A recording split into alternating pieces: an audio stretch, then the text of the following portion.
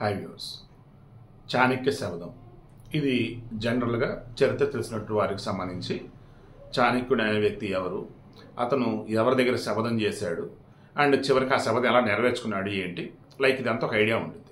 Okay, Chanakya Chandragupta cinema చూసినట్టు బాగా idea ఉంటుంది అండ్ చరిత్ర తెలిసినట్టు ఇంకా బాగా ఐడియా ఉంటుంది. బట్ శబదం అన్నప్పుడు మంగమ్మ శబదం అన్నది ఎక్కువ మంది వాడుతూ ఉంటారు. ఎందుకంటే ఆ మంగమ్మ శబదం అనేటువంటి సినిమా ఎంత బాగా హైలైట్ అయింది and more over not highlight ఎంత బాగా హిట్ అయింది ఏంటనేది మనందరికీ తెలుసు.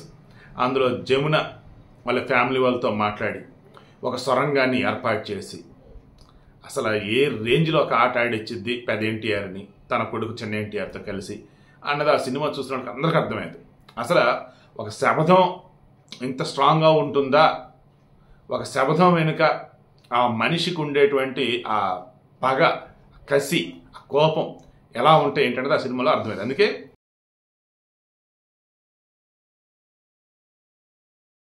ఏమనుకున్నాను ఆ శబదం అంటే మంగమ్మ శబదం అంటారు. అంటే ఆ సినిమాలో ఆమె ఎలా ఎన్ని సంవత్సరాలకు గాను ఆమె శబదం నెరవేర్చుకునేది ఏంటనేది ఆ సినిమాలో చూస్తారు.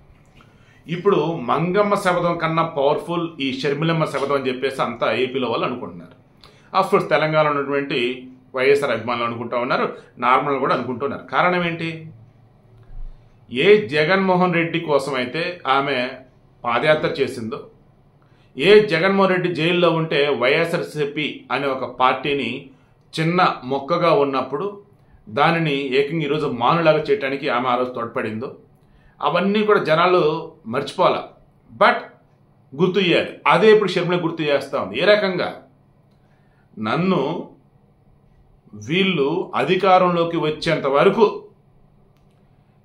నా చేత ఏం పనులు చేర్చారంటే మొత్తం నాకు తెలుసు, కానీ నేను ఏ రోజు క్వశ్చన్ చేయలే.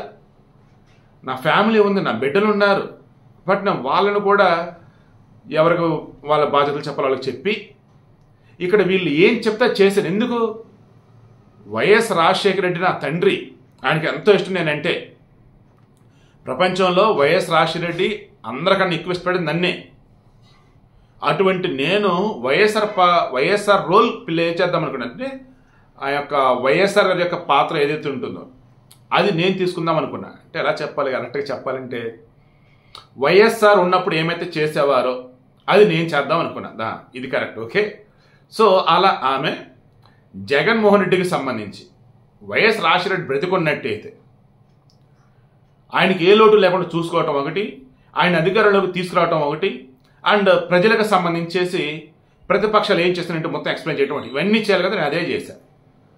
వైఎస్ రాజశేఖర రెడ్డి జైల్లో ఉన్నాడండి, అప్పుడు రాజశేఖర రెడ్డి బ్రతుకున్నాడండి. అప్పుడు జగన్మోహన్ రెడ్డి చేస్తున్న యాక్టివిటీస్ ఏవైతే ఉన్నాయో అవి కంటిన్యూ చేసేదారు వైఎస్ రాజశేఖర రెడ్డిగా. అండ్ వైఎస్ఆర్ మన జగన్మోహన్ రెడ్డి ఒక పార్టీ పెట్టాడు. ఓకే, సో ఆ పార్టీకి సంబంధించి ఎవరైనా రావాలన్నా చేయాలన్నా అందులో మెయిన్ వాళ్ళు జైల్లో ఉన్నారు. ఇప్పుడు ఎలా ఏంటంటే నేనున్నా అంటూ ముందుకు రావాలి. జగన్మోహన్ రెడ్డి గారు జైల్లో ఉన్నప్పుడు వైఎస్ రాజశేఖర రెడ్డి గారు బయట ఉన్నట్టయితే ఆయన ఏ పార్టీకి సంబంధం లేదనుకుంటే ఎస్ నా కొడుకు కోసం నేస్తానని చెప్పేసి వస్తారా లేదా? ఎగ్జాక్ట్గా షర్మిల అదే చేశారు. కానీ ఆమె తెలంగాణలో వైఎస్ఆర్టీపీ అని చెప్పేసి ఒక పార్టీ పెట్టుకుంటే మాకు సంబంధం లేదు ఆమెతో అన్నటువంటి ఈ వైసీపీ వాళ్ళు, రాజకీయాలు ఎవరైనా చేయొచ్చు ఎక్కడైనా పార్టీలు పెట్టుకోవచ్చు అన్నటువంటి ఈ వైఎస్ఆర్సీపీ వాళ్ళు, ఆమె ఎప్పుడైతే ఆ పార్టీని కాంగ్రెస్లో విలీనం చేసిందో, ఏపీ పీసీసీ అధ్యక్షురాలు అయిందో, ఇక అప్పుడు మొదలెట్టారు. ఇక గోరు దేవుడా, ఎంత గలీజ్ కోతలో గలీజ్ రాతలో దిక్కుమాలనేటువంటి నీచమైనటువంటి పోస్టులు వైరల్ చేయటాలు చండాలంగా. ఇక అవి చూసినట్టు షర్మిలకి భయంకరంగా కోపం వచ్చింది. అండ్ మనం జగన్ బాగా కాలింది అంటారు చూస్తే అలా మొత్తానికి ఎక్కడ కానీ భయంకరంగా కాలినట్టుంది ఆమెకైతే. ఇక దాంతో ఇక ఏమిలా, నేను ఎవరి కోసమైతే మొన్నటి వరకు కష్టపడ్డానో వాళ్ళే ఈరోజు నన్ను ఇంత దారుణంగా దూషిస్తుంటే చూస్తూ ఊరుకుంటారా? వాళ్ళ పార్టీ వల్లే నా మీద చండాలంగా మాట్లాడుతుంటే సైలెంట్గా ఉంటారా? నేనేంటో చూపిస్తా. ఈ వైసీపీని గద్దె దించేంత వరకు నేను ఊరుకోను. శబదం పూడింది ఆల్రెడీ. ఇక దాంతో ఏం చేస్తుంది, ఈ వైఎస్ఆర్సీపీలో ఉన్నటువంటి వాళ్ళు ఏం చేస్తారు, అది నిజమా అబద్ధం తర్వాత సంగతి. ముందే ఒక ఏమంటారు దాన్ని బురద చల్లినట్టుగా ఒక నింద అనేది వేసేయాలి. తిరుమల శ్రీవారి దేవస్థానం పింక్ డైమండ్ ఏదో ఉందన్నట్టుగా, అండ్ అక్కడ నిధి ఉంటే ఆ రోజు చంద్రబాబు నాయుడు తవ్వకలు జరిపినట్టుగా, ఇలా రకరకాలు ఉంటాయి. అవన్నీ అబద్ధాల విషయం తర్వాత అర్థమైంది. బట్ ఈలోపు ఎన్నికలు అయిపోయి వాళ్ళు గెలిచేశారు. సో అది వైఎస్ఆర్సీపీలు ఇప్పుడు కూడా చేస్తుంది అదే, చాలా చేస్తున్నారు అట్లా. కానీ షర్మిల అలా వద్దనుకోండి. నేను రాజన్న బిడ్డని, ఆయన మాట్లాడిన ప్రతి మాట వెనుక కూడా ఒక నిజం అనేది ఉండిద్ది. ఒకవేళ ఆయన ఎక్కడన్నా ఏదన్నా మాట జరిగినా కానీ దానికి క్షమాపణ చెప్తాడు, ఏదైనప్పుడు తెలియకుండా జరిగిందని చెప్పేసి అంటాడు. సో అందుకే నేనేం చేస్తున్నాను, ఆయన కూతురుగా, ఆయనకి ఇష్టమైనటువంటి మనిషిగా, ఆయన వారసురాలిలాగా నిజాలనే జనాల ముందు పెడుతున్నా. ఈ నిజాలనే ఇప్పుడు నేను మిమ్మల్ని ప్రశ్నిస్తున్న నిజాలతోనే అంటూ 9 ప్రశ్నలు సంధించింది.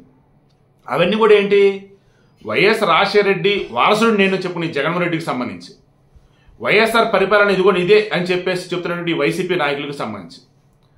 ఆనాడు వైఎస్ రాజశేఖర రెడ్డి 52,000 పోస్టులతో డిఎస్సి వదిలిన ఆ మహానుభావుడు ఎక్కడ 25,000 పోస్టులతో డిఎస్సి వేస్తా అని చెప్పేసి ఎన్నికలకు ముందు చెప్పి ఈరోజు ఏకంగా ఎన్నికలు రాబోతున్న మూమెంట్లో హడ్డవుడిగా 6,100 పోస్టులు వదిలినటువంటి ఈ జగన్మోహన్ రెడ్డి ఎక్కడ? ఆయనకి ఈయనకి అసలు పంతం ఉందా? ఆయన పరిపాలన ఏంటి, ఈయన పరిపాలన ఏంటి? ఆయన వారసుడు ఈయన ఎట్ట అవుతాడు? అది కూడా నెల రోజులే సమయం ఉంది. అందులో టెట్కి వచ్చేసి ఒక 24 రోజులు 20 రోజులు సమయం ఉంటే ఆ తర్వాత 6 రోజులు 7 రోజులు డిఎస్సికి ఉంది. టెట్ ఎప్పుడు ప్రిపేర్ అవ్వాలి, డిఎస్సి ఎప్పుడు ప్రిపేర్ అవ్వాలి?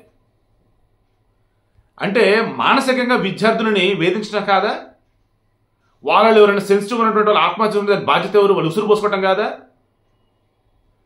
రాజశేఖర రెడ్డి ఆ రోజు 100 రోజులు సమయం ఇచ్చాడు ఎగ్జామ్కి. ఈ రోజు నెల రోజుల్లో ఎగ్జామా? హడావుడిగా టెట్టా, హడావుడిగా డిఎస్సినా? ఇదేనా పరిపాలన అంటే? మీరు ఎన్నికలకు ముందు చెప్పిన 25,000 పోస్టులు ఎక్కడ? 6,100 పోస్టులు ఇచ్చారేంటి? ఒక విద్యార్థి దీన్ని ప్రిపేర్ అవ్వాలంటే ఆ సిలబస్ చూస్తే 150 పుస్తకాల దగ్గర ప్రిపేర్ అవ్వాలి. అంటే డైలీ 30 రోజులు అనుకుంటే డైలీ 5 పుస్తకాలు. ఎలా ప్రిపేర్ అవుతారు అసలు? ఏమన్నా బుద్ధి జ్ఞానం ఉండి రకంగా ఇచ్చున్నారు, మీకు మనస్సాక్షి ఉందా అంటూ ఆమె పద్ధతిగా వినమ్రంగా అడగాల్సిన అడిగేసింది. సో ఒకటే అంది సూటిగా, మీ నవరత్నాలు మీ జాగ్రత్తలు తీసి పక్కన పెట్టండి. సకల శాఖ మంత్రి చెప్తాడా లేదంటే జగన్మోహన్ రెడ్డి చెప్తాడా? ఎవరు చెప్తారా? రండి, మీరు విడుదల చేస్తున్నటువంటి పోస్టులు ఎన్ని, విడుదల చేసింది ఎన్ని, సమాధానం చెప్పండి. ఎప్పుడు నోటిఫికేషన్ వేస్తున్నారు, ఎప్పుడు నోటిఫికేషన్ ఇచ్చారు, అండ్ ఆ నోటిఫికేషన్ కూడా ఇంత కంగారుగా ఏంటి? అసలు సమయం అసలు ఎక్కడ ప్రిపేర్ అవ్వటానికి? అడుగడుగునా మోసం కాదా ఇది? వైఎస్ రాజశేఖర రెడ్డి ఒక స్వర్గంలోకి ఉన్నటువంటి మహానుభావుడైతే ఈరోజు మీరు చేస్తున్నది ఎలా ఉందంటే నక్కకి నాకలోకానికి, నాగలోకం కదా, నాకలోకం, నాకలోకం అంటే స్వర్గం అన్నట్టు. సో నక్కకి నాకలోకానికి తేడా ఉందన్నట్టు మీరు చేసే పనులకి ఆయనకి అంత తేడా ఉంది. మీరే ఆయన వారసులు, నేను ఆయన వారసురాలిని, నేను ఆయన ఆశలు ముందుకు తీసుకెళ్లేదానిని. ఆయనకి ఇష్టమైనటువంటి కాంగ్రెస్ పార్టీలో ఈరోజు నేను ఉన్నా. ఎందుకు? ఆయన మా కుటుంబానికి అంత గౌరవం ఇచ్చింది. రాజశేఖర రెడ్డి పేరు ఎఫ్ఐఆర్ చేశారు అంటున్నారే, ఎవరు ఎఫ్ఐఆర్ చేశారు? ఎవరి కోసం చేశారు? ఉండల అరుణ్ కుమార్ బయట పెట్టాడు ఒకరోజు. ఏమని? ఈ జగన్మోహన్ రెడ్డి ఢిల్లీకి వాళ్ళ లాయర్లు పంపించి మరి గట్టిగా వాదించాడు, అదంతా వైఎస్ రాష్ట్ర ముఖ్యమంత్రి ఉన్నప్పుడు జరిగింది, సో ఆయన బాధ్యులు అన్నాడు. చనిపోయినటువంటి ఆయన తండ్రి పేరు ఎఫ్ఐఆర్ రావడానికి కారణం జగన్మోహన్ రెడ్డి అని చెప్పేసి ఈయన ఉండవల్లి అరుణ్ కుమార్ మాజీ ఎంపీ ఆయన చెప్పాడు. సో ఇలా చెప్పుకుంటూ పోతే అడుగడుగునా కూడా ఈ జగన్మోహన్ రెడ్డిని కానీ ఈరోజు వైఎస్ షర్మిల మీద ఎవరైతే నోరేసుకొని పడుతున్నారో వాళ్ళని కానీ ఏకి పారేస్తుంది. అంతమంగా జగన్మోహన్ రెడ్డి పరిపాలన అంతా కూడా విధ్వంసమని, అసలు పరిపాలన చేతకంతనంగా చాలా దరిద్రంగా ఉందని చెప్పేసి అంతా అంటున్నారు కదా. ఈరోజు సాక్షాత్ ఆయన చెల్లె వైఎస్ఆర్ వారసురాలు చెప్తూ ఉంది. దీంతో ఇప్పటికి కూడా సమాధానం చెప్పలేక అల్లలాడిపోతూ మరల బూతులతో యుద్ధం చేస్తున్నారు ఈ పేటీఎం కార్యకర్తలు, పేటీఎం కుక్కలు. అవతల ఆడ మనిషా, మన మనిషా, బయట ఇదన్నీ కాదు. డబ్బులు ముట్టాయా లేదా, ఇక పిచ్చి పోస్టులు పెట్టాలి, పిచ్చి రాతలు చేయాలి, పిచ్చి కామెంట్లు పెట్టాలి. మారండ్రా, ఎన్నాళ్ళు బతుకుతారు బాబు ఈ బానిస బతుకులు? మీ కళ మీద మీరు నిలబడేలాగా మంచి పని ఏదైనా ఉంటే చూసుకోండి. అండ్ రాజకీయం అంటే పట్టు విడుపులు ఉండాలి. అన్నింటికి మించి ఒక భాష అనేది ఉంటుంది, ఎలా మాట్లాడాలి ఏంటని. అండ్ రాజకీయం అంటే నిజాయితీ అనేది ఎప్పుడో పోయిందిలే, నీతి కూడా ఎప్పుడో పోయిందిలే, బట్ విచక్షణ అనేది ఉంటుంది, అది ఉండాలి రా బాబు. ఇంత రోతదానంగా నేను చూసినట్టు పోస్టులు కొన్ని షర్మిల మీద మరీ వరస్ట్. అసలు వీళ్ళు డబ్బులు ఇస్తే వాళ్ళ ఇంట్లో ఆడవాళ్ళ మీద కూడా పెట్టేలాగా ఉన్నారు. అంత రోతగాలు ఉన్నట్టు ఉన్నారు సోషల్ మీడియాలో అయితే వైసీపీకి అయితే.